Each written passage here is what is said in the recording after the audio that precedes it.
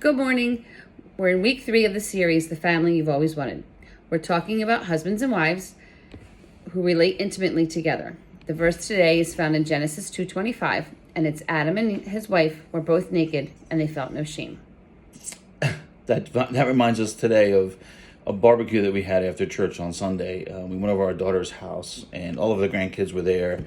We had hot dogs, we had hamburgers. She has a big pool that we were all swimming in, and I seen the grandkids, the 5 of them.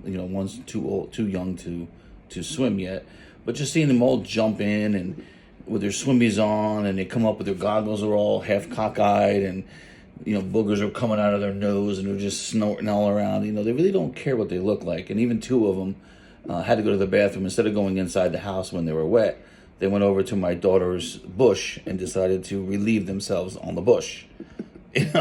And it's funny to look at, but that's how God designed intimacy to be. It's emotionally and spiritually uncovered without fear.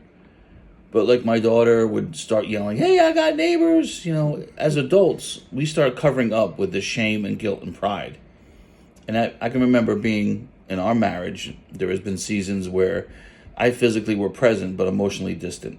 I didn't always feel safe opening up, especially when I felt like a failure as a parent, or a leader, or even just a dad.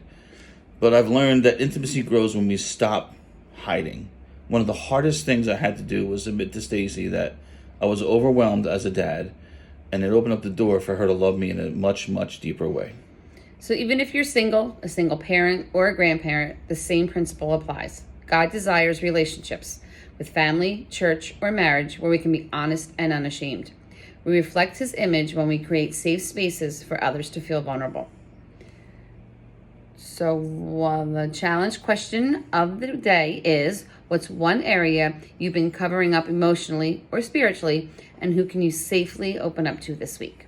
Have a great day. Love to hear your answers on the flock.